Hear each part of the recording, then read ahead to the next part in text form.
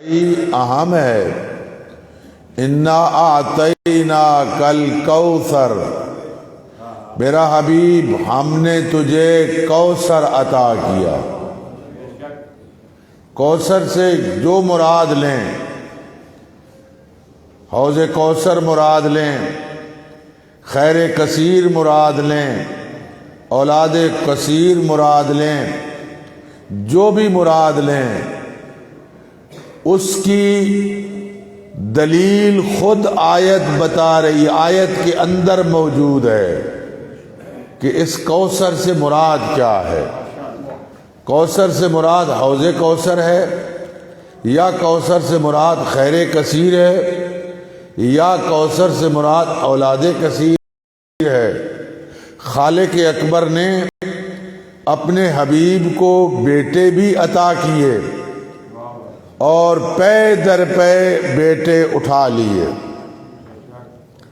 اب جب بیٹے اٹھا لیے، دنیا سے رخصت ہو گئے، مشرکین مکہ کو موقع ملا، انہوں نے طعنے دینے شروع کر دیے کہ ان کی نسل بریدہ ہو گئی، نسل منقطع ہو گئی، ان کا کوئی وارث نہیں، یہ جا رہے ہیں، نسل منقطع ہے۔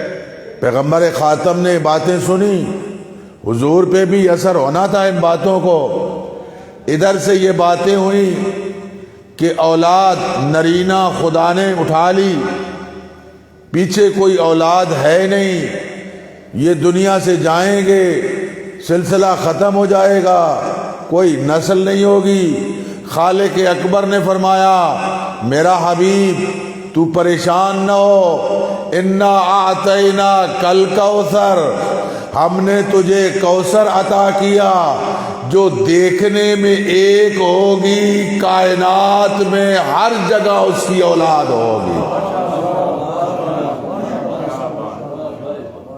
کائنات کا کوئی کونا ایسا نہیں ہوگا جہاں اس کی اولاد نہ ہو۔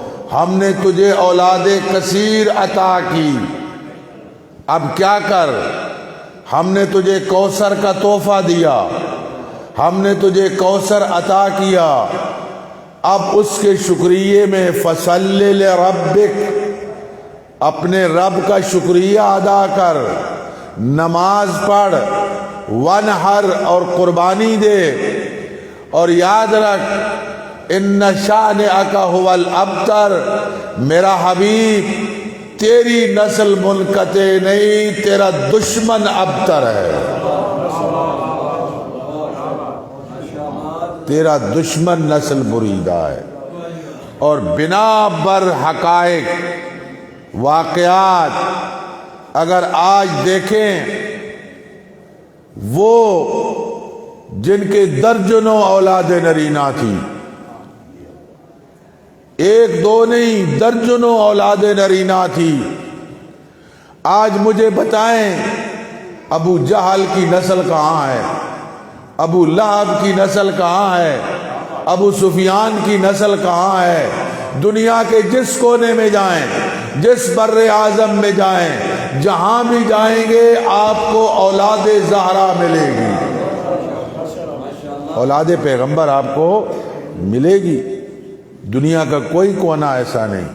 انا اعطینا کل کوثر، میرا حبیب ہم نے تجھے کوثر عطا کی۔ اس کا بڑا عمدہ جملہ مولانا ذیشان حیدر جوادی رحمت اللہ علیہ نے لکھا ہے کہ خانہ کعبہ کے دروازے پر سبع معلقہ 7 قصیدے جو عربی شعراء کی زبان، عرب زبان کا شیکار کلام تھا، وہ لٹکایا گیا تھا۔ پیغمبر خاتم نے جا کے سورہ کوثر لٹکا دی۔ صبح آئے، سورہ کوثر کو دیکھا، جملوں کو پڑھا اور نیچے اپنے تاثرات لکھے، ما ھذا کلام البشر، یہ کسی بشر کا کلام نہیں ہے۔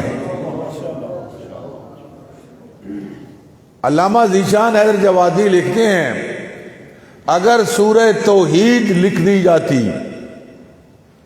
تو وہ بھی معجزہ تھا، کوئی سورہ انبیاء لکھ دی جاتی وہ بھی اس کلام سے افضل ہوتا، معجزہ تھا۔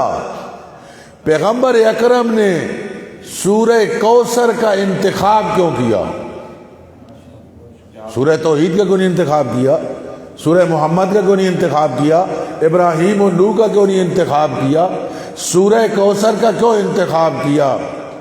مرحوم فرماتے ہیں اگر سورہ توحید کا انتخاب ہوتا تو لوگ کہہ سکتے تھے کہ یہ کلام کا مقابلہ نہیں ہوا، یہ موضوعات کا مقابلہ ہوا۔ سبع معلقہ کا موضوع عورت ہے اور توحید کا موضوع وہ ذات توحید ہے، یہ کلام اس ذات کی وجہ سے افضل ہوا۔ پیغمبر خاتم نے اس صورت کا انتخاب کیا جس کا موضوع عورت تھا، اسی لیے سورہ کوثر کو لٹکایا، انا آتینا کل کوثر، تاکہ دنیا یہ نہ کہے کہ یہ موضوعات کا مقابلہ تھا، بلکہ بتا دیا کہ موضوعات کا بھی مقابلہ ہے، کلام کا بھی مقابلہ ہے۔ انا آتینا کل کوثر۔ اگر اس سورہ سے پہلے والے حالات کو دیکھیں کہ جب سرور کائنات سرزمین حجاز میں آئے اس وقت لوگوں کی حالت کیا تھی؟ لوگ جاہل، ان پڑھ، نہ کوئی شریعت، نہ کوئی رسول تھا، نہ علم تھا، نہ تہذیب، نہ سکول، نہ مدرسہ، نہ کالج، نہ یونیورسٹیاں، غاروں میں رہنے والے، بدو، چھوٹی چھوٹی باتوں پہ جنگیں کرنے والے، کئی سال تک معمولی واقعات پہ جنگیں ہوتی رہیں، اور سب سے بڑا ظلم یہ تھا کہ اپنے لخت جگر کو اپنے ہاتھ سے دفن کرنا۔ قرآن نے قتل کی مذمت کی، جہاں قاتل کو جہنمی کہا، ابدی جہنم کہا اس کی سزا، وہاں اس قتل کا خصوصی طور پہ ذکر کیا۔ وَإِذَا الْمَوْءُودَةُ سُئِلَتْ بِأَيِّ ذَنبٍ قُتِلَتْ، زندہ درگور کی ہوئی لڑکیوں سے پوچھا جائے گا، لڑکیوں کے بارے میں پوچھا جائے گا کہ انہیں کس جرم میں قتل کیا گیا، ان کا قصور کیا تھا، وجہ کیا تھی؟ قرآن کہتا ہے وَإِذَا بُشِّرَ أَحَدُهُمْ بِالْأُنثَىٰ، جب ان کو خبر دی جاتی کہ تمہارے ہاں لڑکی پیدا ہوئی ہے، فَظَلَّ وَجْهُهُ مُسْوَدًّا، وہ چہرہ شرم سے سیاہ ہو جاتا، اپنے آپ سے لوگوں کو چھپاتا، میں لوگوں کے سامنے نہ جاؤں، لڑکی کو اپنے لیے ننگ سمجھتا، عار سمجھتا، توہین سمجھتا۔ آپ اس زمانے میں نہیں تھے، آپ نے وہ حالات دیکھے نہیں ہیں۔ ایک شخص آتا ہے سرور کائنات کی خدمت میں، عرض کرتا ہے اللہ کے رسول میں مسلمان ہونا چاہتا ہوں، لیکن میرا قوم میں بڑا مقام ہے، اگر مجھے آپ کے ہاں بھی مقام دیا جائے تو میں کلمہ پڑھنے کے لیے تیار ہوں۔ حضرت نے فرمایا تیرا کمال کیا ہے؟ کہا میں وہ غیرت مند ہوں جس نے 7 بیٹیاں زندہ درگور کی۔ حضور کی پیشانی پر غضب کے آثار نمودار ہوئے۔ فرمایا اگر تو کلمہ پڑھنے کے لیے نہ آیا ہوتا میں تجھے یہاں بیٹھنے نہ دیتا، مجھے حکم ہے جو کلمہ پڑھنے کے لیے آئے میں نے اس نے بھگانا نہیں ہے۔ یہ کیفیت کہ لڑکی کو باپ اپنے لیے بے عزت ہی سمجھتا ہے، لڑکے والا اپنے آپ کو طاقتور سمجھتا ہے، لڑکی والا کمزور سمجھتا ہے، آپ اس وقت نہیں تھے. آج بھی زمانہ جاہلیت کی فکر اور اس سوچ کے جراثیم اگر دیکھنا چاہیں تو ہمارے اندر موجود ہیں. 2 سال پہلے کی بات ہے، 2018 کی. 2018 میں 1 جنوری کو 7 بجے کی خبروں میں ایک خبر نشر ہوئی. کس ملک میں؟ اسلامی جمہوریہ پاکستان میں، جہاں نبی کی نبوت موجود ہے، قرآن موجود ہے، شریعت موجود ہے، سکول موجود، کالج موجود، یونیورسٹیاں موجود، قرآن پڑھا جا رہا ہے، نمازیں پڑھی جا رہی ہیں، جمعے ہو رہے ہیں، سارا کچھ موجود. 2018 کی 7 بجے کی پہلی خبر کہ 2018 میں اس سے پہلے والے سال میں 80 لڑکیاں پیدا ہوتے ہی باپ کے ظلم کا نشانہ بنی اور انہیں ان کا گلا گھونٹ دیا گیا.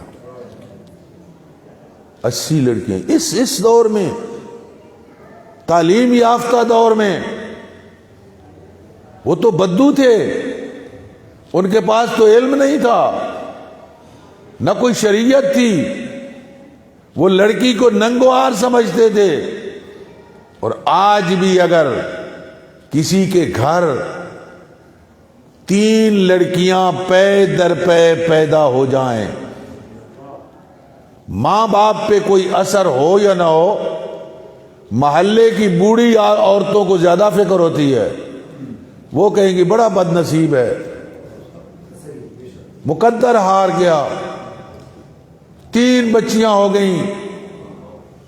ان کو پتہ نہیں کہ لڑکا عطا کرنا یا لڑکی عطا کرنا نہ مرد کا کمال ہے نہ عورت کا نقص ہے. یہب لمن یشاء اناسا ویہب لمن یشاء ذکورا. وہ جس کو چاہے لڑکے عطا کرے، جس کو چاہے لڑکیاں عطا کرے، جس کو چاہے دونوں عطا کرے، جس کو چاہے دونوں سے محروم رکھے. فرعون خدا بن گیا تھا نا، اپنے آپ کو کہتا تھا انا ربکم الاعلی، لیکن اپنے آپ کو بڑا رب کہنے والا اپنے گھر نہ لڑکا پیدا کر سکا نہ لڑکی پیدا کر سکا. صاحبان اولاد جتنا خدا کا شکریہ ادا کریں کم ہے. یہ اس کی عنایت ہے کہ اس نے تمہیں اولاد عطا کی. یہ اس کا کرم ہے کہ اس نے تمہیں اولاد عطا کی. سرور کائنات فرماتے ہیں اگر اللہ کسی کو 3 بیٹیاں عطا کرے، باپ ان کی صحیح تربیت کرے، شریعت کا پابند بنائے اور بالغ ہونے کے بعد شوہر کے گھر پہنچا دے، اس پہ جنت واجب ہے.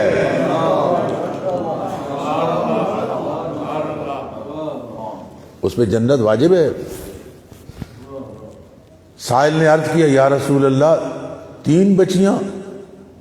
فرمایا 2. اللہ کے رسول 2 بیٹیوں کی؟ فرمایا جو ایک بیٹی کی تربیت کر کے شوہر کے گھر پہنچا دے، میں نبی اس کی جنت کا ضامن ہوں.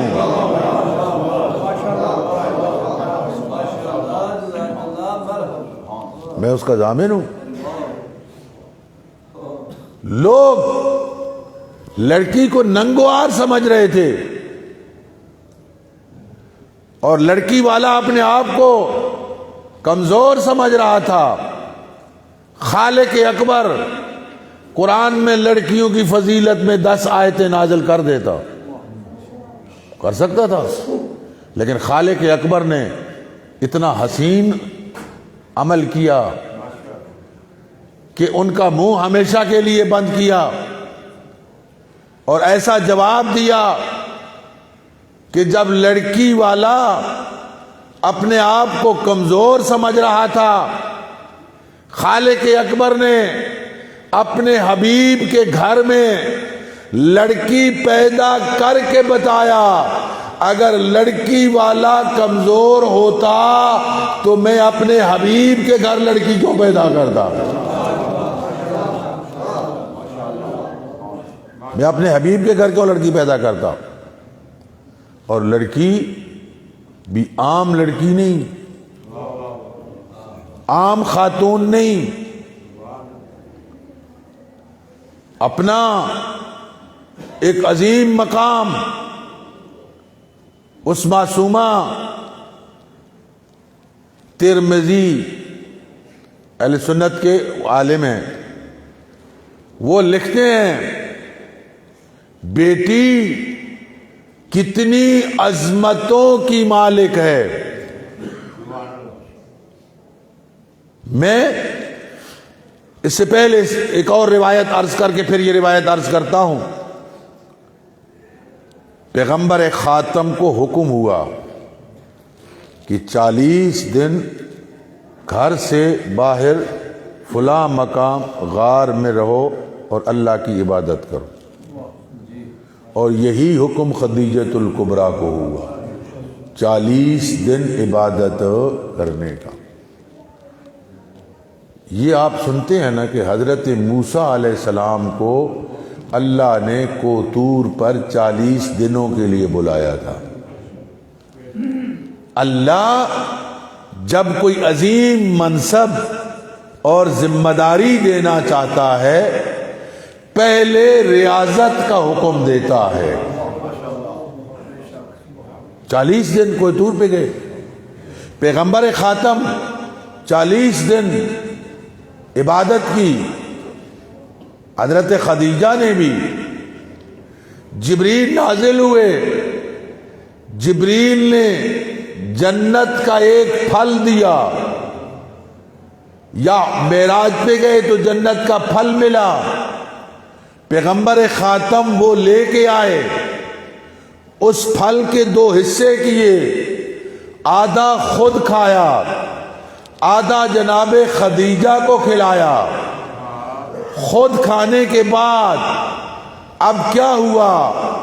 اب نور فاطمہ صلب پیغمبر سے رحم خدیجۃ الکبریٰ میں منتقل ہوا۔ ہر انسان 2 چیزوں سے مرکب ہے، ایک جسم سے، ایک روح سے۔ روح ملکوتی ہوتی ہے، جسم مادی ہے۔ زہرائے مرضیہ دختر پیغمبر وہ عظیم خاتون ہیں جن کی روح تو ملکوتی تھی ہی صحیح، جن کا گوہر جسمانی بھی جنت کے پھل سے بنا۔ اور میں ایک اور جملہ عرض کروں، بی بی کی تو عمر ہی 18 سال تھی۔ جنت میں آپ سنتے ہیں نا، جنت میں بوڑھا بندہ کوئی نہیں ہوگا، جنت میں بوڑھا کوئی نہیں ہوگا۔ الحسن والحسین سیدہ شباب اہل الجنہ، بوڑھا کوئی نہیں ہوگا۔ علماء نے لکھا ہے کہ اگر جناب سیدہ 80 سال کی عمر تک زندہ رہتی، اگر 80 سال بھی عمر ہو جاتی تو چونکہ ان کا جسم جنت کے پھل سے بنا تھا، اور جنت کے پھل کی خصوصیت یہ ہے کہ جنت کا پھل کھانے والا کبھی بوڑھا نہیں ہوتا، سیدہ ہمیشہ جوان رہتی، بوڑھی نہ ہوتی۔ ان کے گوہر جسمانی جنت کے پھل سے بنا تھا۔ اب ترمذی کی روایت، کلما دخلت فاطمہ، جب بھی فاطمہ تشریف لاتی، ایک دو مرتبہ نہیں، جب بھی، دن میں 10 مرتبہ ہیں، جب بھی تشریف لاتی. بعض علماء اس روایت کو بیان کرتے ہیں، ادھر فاطمہ گھر سے ارادہ کر کے نکلتی، ادھر خالق اکبر کی طرف سے جبریل پیغمبر خاتم پہ پہنچ جاتے. میرا حبیب، میری کنیز آ رہی ہے. بی بی آتی، روایت کے جملے ہیں، جب بھی تشریف لاتی، فقام رسول اللہ، پیغمبر کھڑے ہو جاتے، بیٹی کا استقبال کرتے، وَرَحَّبَهَا، مرحبا کہتے، وَتَقَبَّلَهَا، پیشانی کا بوسہ لیتے، وَأَجْلَسَهَا عَلَى مَجْلِسِهِ، اس مقام پہ بٹھاتے جہاں خود تشریف فرما ہوتے تھے. یہ بات بعض ازواج کو ناگوار تھی، اور ایک مرتبہ کہہ بھی دیا کہ جب بیٹیاں جوان ہو جائیں تو ان کا بوسہ لینا باپ کے لیے اچھا نہیں ہوتا. آپ نے فرمایا، میں جب فاطمہ کی پیشانی کا بوسہ لیتا ہوں میں جنت کی خوشبو محسوس کرتا ہوں،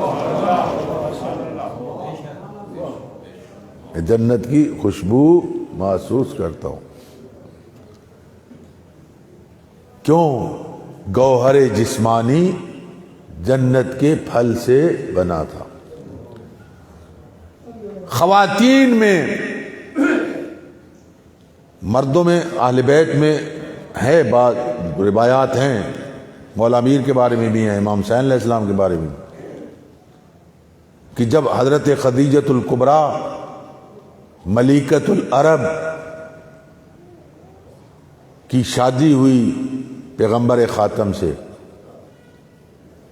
تو مکے کی عورتوں نے اس وجہ سے کہ کیوں اتنی بڑی مالدار عورت اور ایک یتیم سے شادی کر لی، چھوڑ دیا ساتھ. اب تنہا رہتی تھی، پیغمبر خاتم آئے، کمرے میں تنہا ہیں اور باتیں کر رہی ہیں. علم نبوت اور امامت اپنے مقام پہ ہوتا ہے.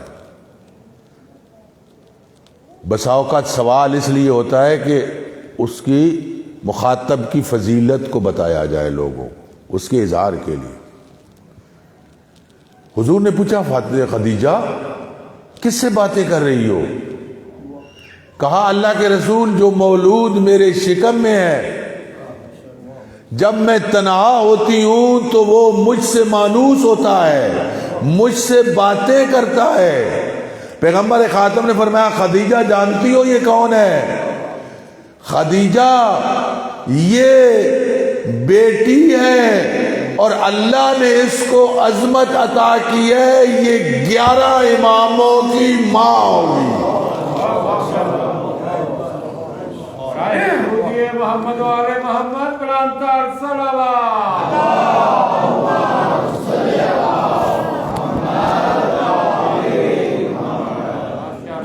یہ 11 اماموں کی ماں ہوگی. میں آپ سے سوال کرتا ہوں کہ کیا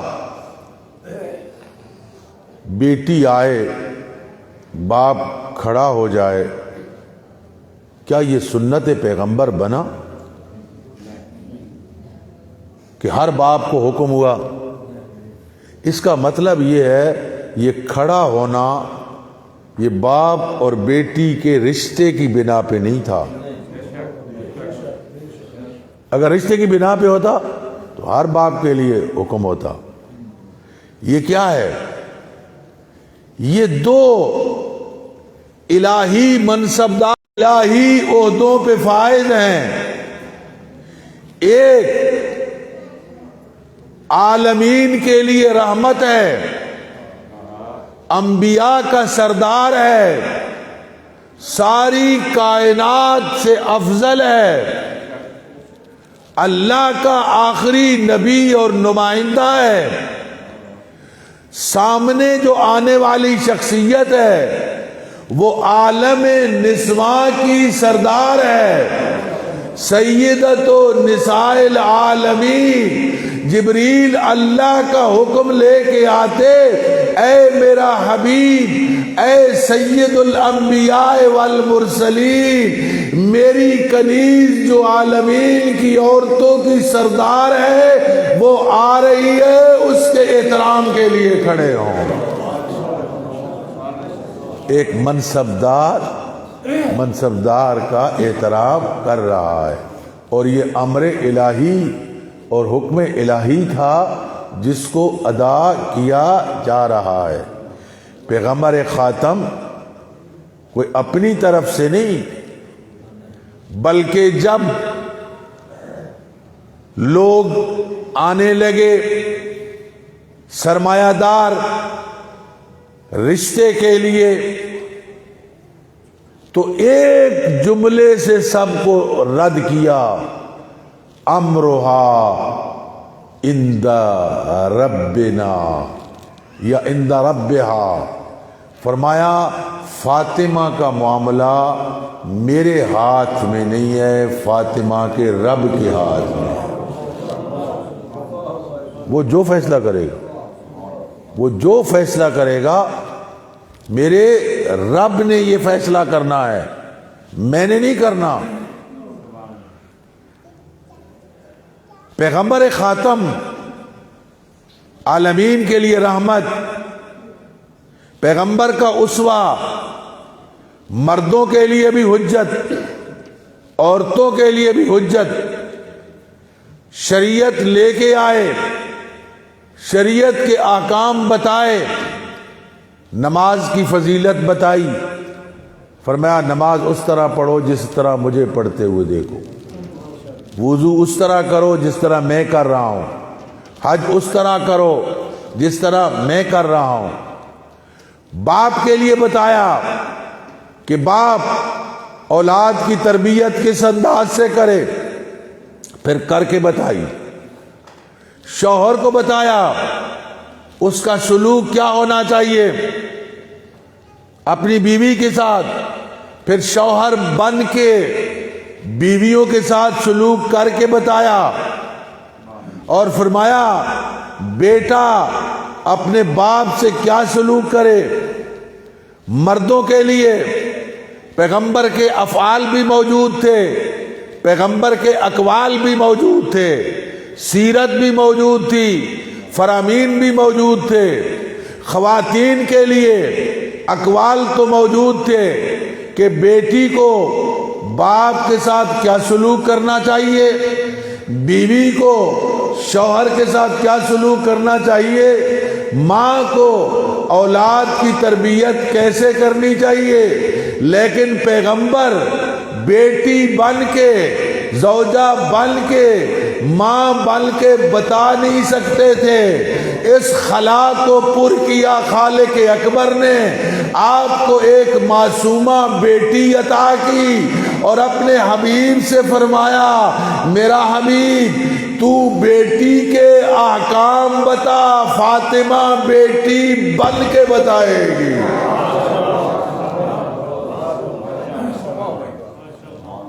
تو بتا ایک زوجہ کو شوہر کے ساتھ کیا برتاؤ کرنا چاہیے، فاطمہ کر کے بتائے۔ اور تو بتا ماں اولاد کی تربیت کیسے کرے، فاطمہ کر کے بتائے۔ عورت کے 3 مراحل زندگی کے، بیٹی، زوجہ اور ماں، 3 مراحل۔ بیٹی بن کے باپ کے ساتھ رہی۔ دیکھیں ماں اور بیٹی یا بیٹا، ان دونوں کی محبت کا موازنہ کریں۔ کہ بیٹے کی اولاد کی محبت ماں سے زیادہ ہوتی ہے یا ماں کی محبت اولاد سے زیادہ ہوتی ہے؟ یہ مسلم ہے، ماں باپ کی محبت زیادہ ہوتی ہے اولاد کی محبت۔ اس کی مثال دیتا ہوں، بیٹا بیمار ہو گیا، سال بیمار رہا، 2 سال بیمار رہا، 10 سال بیمار رہا۔ میرا ادھر سرگودے میں ایک دوست تھا، ایک بچہ ان کا معذور پیدا ہوا اور 12 سال کی عمر میں فوت ہو گیا۔ میں اس کے پاس تعزیت کے لیے گیا، پریشان تھا، کہا میں ایک سعادت سے محروم ہو گیا ہوں، لیکن اگر ماں باپ بیمار ہوں، 1 سال بیمار رہیں، 2 سال بیمار رہیں، 3 سال بیمار رہیں، اولاد دعائیں مانگنے لگ جاتی ہے، پروردگارا بزرگوں کو سنبھال لے۔ تو اولاد کی نسبت ماں باپ کی محبت زیادہ ہوتی ہے۔ سیدہ کا ایک لقب ہے ام ابیہا۔ ام ابیہا کا معنی کیا ہے؟ لفظی معنی تو ہے نہیں، باپ کی ماں کیسے تھی؟ حضور شفقت مادری سے محروم ہو گئے تھے، ماں بچپن میں دنیا سے رخصت ہو گئی، جس گھر میں تھے اس گھر میں ماں نہیں تھی، وہ شفقت مادری سے محروم۔ خالق اکبر نے ایسی شفیقہ بیٹی عطا کی جس نے باپ کے گھر میں رہ کے باپ کی جو وہ ماں کی شفقت والی کمی تھی اس کو پورا کیا۔ اور جتنی ماں کو اپنی اولاد سے محبت ہوتی ہے اتنی فاطمہ کو اپنے بابا سے محبت تھی، اور جتنا عرصہ بابا کے پاس رہیں بابا کو کوئی شکایت کا موقع نہ دیا، اور جب شوہر کے پاس آئیں، وہ میں تفصیل شاید اگر ٹائم ہوا تو بعد میں عرض کروں گا، ابھی ایک جملہ عرض کرتا ہوں۔ کتنی عظمت! شوہر کا مقام اور زوجہ کا مقام کیا تھا؟ سیدہ طاہرہ اور امیر المومنین کے بارے میں قرآن نے جو ان دونوں کی عظمت کو بیان کیا، مرج البحرین یلتقیان بینہما برزخ لا یبغیان فبأی آلاء ربکما تکذبان یخرج منہما اللؤلؤ والمرجان۔ جب 2 سمندر ملتے ہیں، ان سمندروں سے مراد پانی کے سمندر نہیں تھے، دودھ کے کوئی سمندر، شہد کے سمندر نہیں تھے۔ جب 2 سمندر ملتے ہیں، یہ 2 سمندر کس کے ہیں؟ یہ 2 سمندر علم کے ہیں، یہ 2 سمندر طہارت کے ہیں، یہ 2 سمندر تقوی کے ہیں، یہ 2 سمندر سخاوت کے ہیں، یہ 2 سمندر شجاعت کے ہیں۔ جب 2 سمندر ملتے ہیں تو اس کا نتیجہ کیا نکلتا ہے؟ یخرج منہما اللؤلؤ والمرجان، ان سے لؤلؤ اور مرجان نکلتے ہیں۔ آپ کے چھٹے امام فرماتے ہیں کہ 2 سمندروں سے مراد علی و فاطمہ ہے، لؤلؤ والمرجان سے مراد حسن و حسین ہے۔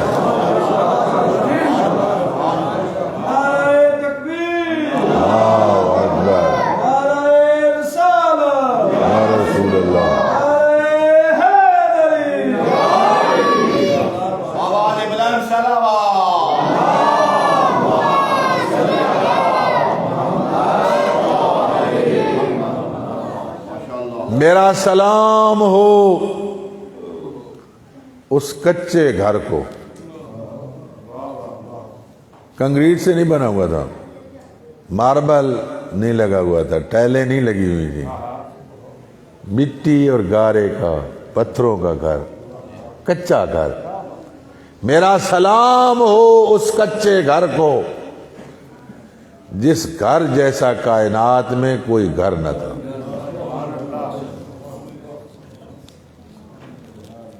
جس گھر جیسا کائنات میں کوئی بڑی ذمہ داری کے ساتھ سب میری گفتگو کو محفوظ کر رہے ہیں. اس گھر جیسا حضرت آدم سے لے کر آج تک اس گھر جیسا کوئی گھر نہ تھا. گھر بنتا ہے دو افراد سے، میاں اور بیوی. جب انسان شادی کر کے زوجہ کو لے آتا ہے تو گھر مکمل ہوتا ہے. اگر بیوی نہیں ہے تو گھر مکمل نہیں ہے. گھر مکمل ہوتا ہے شوہر اور زوجہ سے، میاں اور بیوی سے. میں پورے انسانوں کو چیلنج کرتا ہوں کہ مجھے کائنات میں کوئی ایسا گھر بتاؤ جس میں دونوں رکن، شوہر بھی معصوم ہو، زوجہ بھی معصومہ ہو، سوائے علی و بطول کے.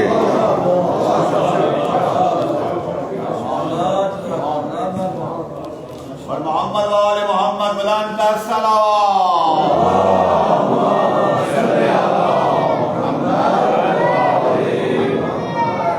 انبیاء علیہ الصلوۃ والسلام کی ازواج نیک رہیں، صالح رہیں، جنت میں بھی جائیں گی، نیک تھیں. لیکن کوئی مذہب اس بات کا قائل نہیں ہے کہ کسی نبی کی بیوی معصومہ تھی. نیک ہونا اور ہے. قرآن نے پورے عالم نسوان میں جن بیویوں کو معصومہ قرار دیا ہے وہ فقط دو ہیں. ایک حضرت مریم، ایک حضرت زہرا. ایک حضرت مریم، ایک حضرت زہرا. حضرت مریم کے بارے میں خالق اکبر نے کیا فرمایا؟ ان اللہ اصطفاک وطہرک واصطفاک علی نساء العالمین. طہرا کا لفظ حضرت مریم کے لیے ایک مرتبہ استعمال ہوا. طہرا فعل ہے، ایک دفعہ استعمال ہوا حضرت مریم کے لیے. خاتون جنت کے لیے طہارت کا لفظ کتنی مرتبہ استعمال ہوا؟ 2 مرتبہ. وَيُطَهِّرَكُمْ تَطْهِيرًا. اور یہ عربی گرامر میں یہ جو یطاہرکم ہے بعد میں آیا ہوا ہے، اصل میں یطاہرکم تطہیرا جو آیا ہوا ہے تو مصدر فعل کی جگہ پہ آیا ہے. 2 مرتبہ طہارت کا. اور آپ اپنے ماحول میں کہتے ہیں ایک ہوتا ہے 2 11 ہوتے ہیں، کہتے ہیں نہیں؟ ایک ہوتا ہے 2 11 ہوتے ہیں. جس کی ایک دفعہ طہارت بیان کی اس کو ایک معصوم عطا کیا،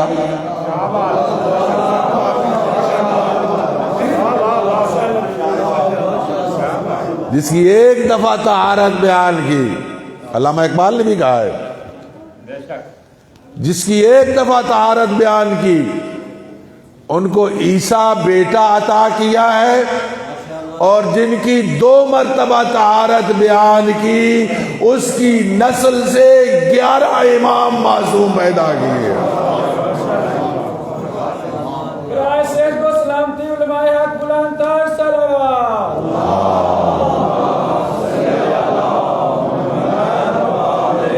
میرا سلام ہو اس کچے گھر کے مکینوں کو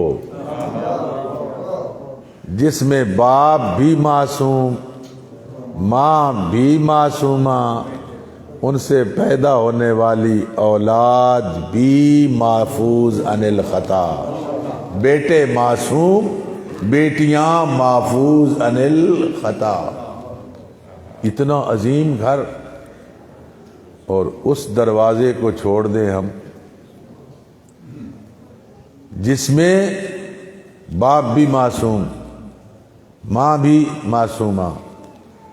یہی وجہ ہے کہ جتنے مصائب آئے، مشکلات آئیں، تکلیفیں آئیں، قتل عام ہوا، بچے ماؤں کی گودوں میں ذبح ہوئے، جائیدادیں ضبط کی گئیں، لائبریریاں جلائی گئیں، سب کچھ آل محمد کے ماننے والوں نے برداشت کیا، علی ابن ابی طالب اور زہرا کے دروازے کو چھوڑنا برداشت نہ کیا۔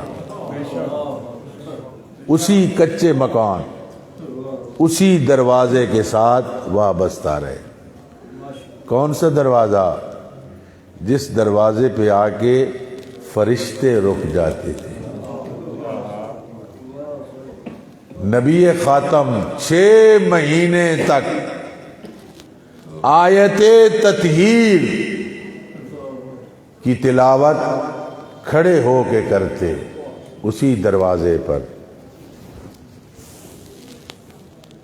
روایت میں ہے پیغمبر کا آخری وقت ہے، جناب سیدہ کے گھر تشریف فرما ہے، آرام کر رہے ہیں، دروازے پہ دستک ہوئی، سیدہ دروازے پہ آئیں، پوچھا کون؟ کہا مسافر ہوں، پیغمبر سے ملنا چاہتا ہوں۔ فرمایا چلے جاؤ، میرے بابا اس وقت آرام کر رہے ہیں، پھر کسی وقت آنا۔ تھوڑی دیر کے بعد پھر دروازے پہ دستک ہوئی، پھر بی بی دروازے پہ آئیں، پوچھا کون؟ کہا مسافر ہوں، پیغمبر سے ملنا چاہتا ہوں۔ فرمایا میں کہہ چکی ہوں، میرے بابا آرام کر رہے ہیں، چلے جاؤ۔ ازادارو پھر تیسری مرتبہ دستک ہوئی۔ مولانا سی صفدر حسین خدا انہیں گری کی رحمت کرے، وہ بیان کرتے تھے یہ تیسری مرتبہ جو دستک ہوئی نا، پیغمبر کی بیٹی پہ اتنا بوجھ محسوس ہوا کہ بی بی کے آنسو گرے رخسار پیغمبر پہ۔ پیغمبر نے آنکھ کھولی، کہا میری بیٹی فاطمہ ابھی تو میں زندہ ہوں، میری زندگی میں کیوں رو رہی ہو؟ کہا بابا کوئی شخص ہے بار بار دروازے پہ آ رہا ہے، میں منع کر رہی ہوں، رکتا نہیں ہے۔ فرمایا بیٹی فاطمہ جانتی ہو یہ کون ہے؟ یہ وہ ہے جس نے کبھی کسی سے اجازت نہیں لی، یہ بے درے گھروں میں داخل ہو جاتا ہے۔ فاطمہ یہ تیرے گھر کی عظمت ہے، جب تک تو اجازت نہیں دے گی اندر نہیں آئے گا۔ عزادارو دکھ اسی بات کا ہے، اور جس دروازے پہ فرشتے کو اجازت نہیں دی، بغیر اجازت کے وہ آئے، ابھی پیغمبر کا کفن میلا نہیں ہوا، ابھی پیغمبر کی قبر کی مٹی پرانی نہیں ہوئی، اسی دروازے پہ آئے لوگ، آ کے لکڑیاں لائے، آگ جلائی۔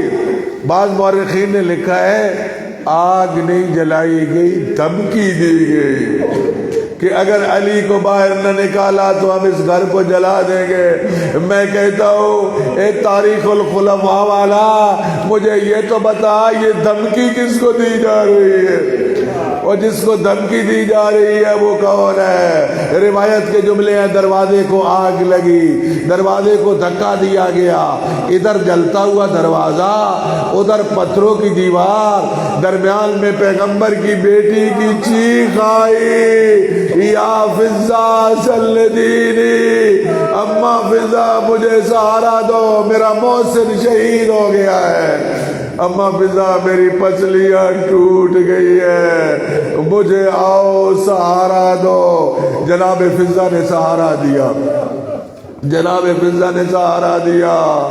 جب سہارا ملا کہا اما فضا علی کہاں ہے؟ کہا اما فضا علی کہاں ہے؟ کہا علی کو لے گئے، اپنا غم بھول گیا۔ کہا مجھے اٹھاؤ، مجھے سہارا دو، مجھے چادر لا کے دو۔ اب آئی اور علی کے ابا کے ساتھ دامن کو پکڑ لیا، کوشش کی گئی کہ زہرا ہاتھ کو چھوڑے۔ روایت کے جملے ہیں ہاتھ نہ چھوٹا. میں کبھی سخت مصائب نہیں پڑھتا, میں فقط اشارہ کروں گا. آپ کے چھٹے امام فرماتے ہیں ایک ظالم نے وہ ظلم کیا کہ اس دن کے بعد میری دادی دائیں ہاتھ سے تسبیح نہیں پڑھ سکتی تھی.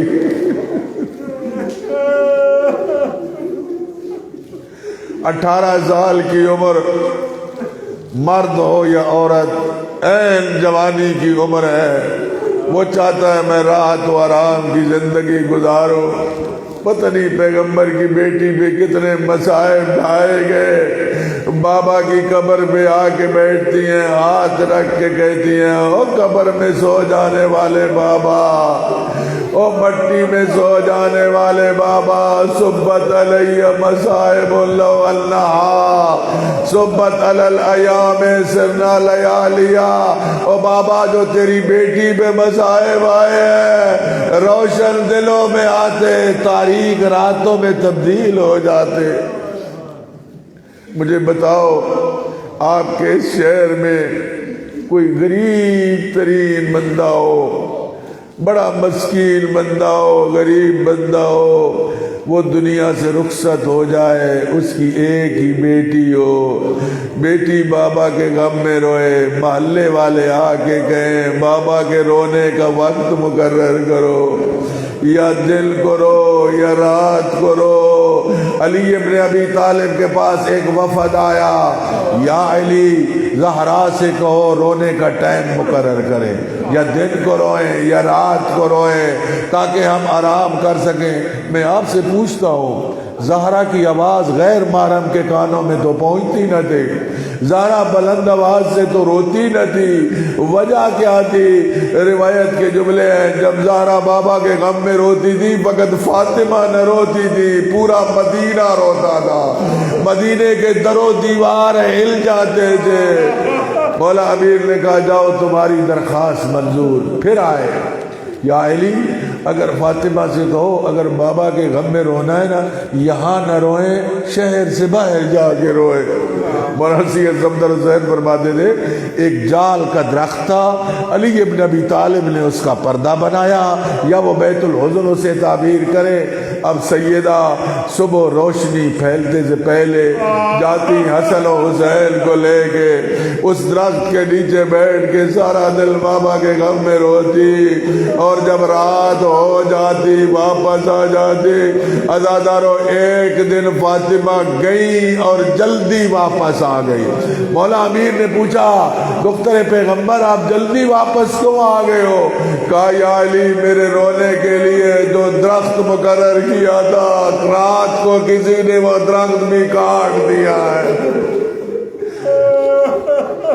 عزادارو درود توسی کے 4 جملے ہیں وہ میں عرض کرتا ہوں. ہمارا سلام ہو, ہمارا سلام ہو اس بی بی پر المجہولت قدرہ, جس کی قدر و منزلت کو کسی نے نہیں پہچانا, جس نے نہیں پہچانا پیغمبر کی بیٹی کا کیا مقام ہے. المجہولت قدرہ والمغصوبت جہرا, پیغمبر کی وہ مظلومہ بیٹی جن کا دن دہاڑے مال لوٹ لیا گیا.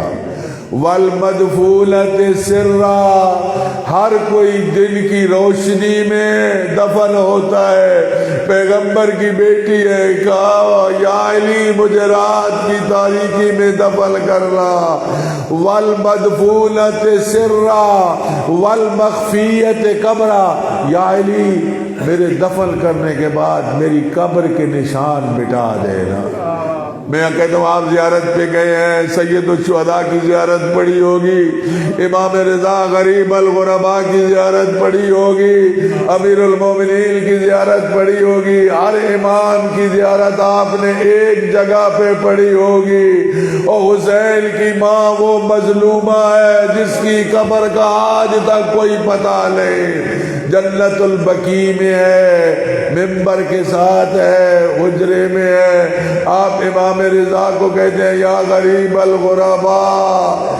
امام کے حرم کی روشنی اتنی ہوتی ہے کہ سوئی بھی گر جائے تو نظر آتی ہے۔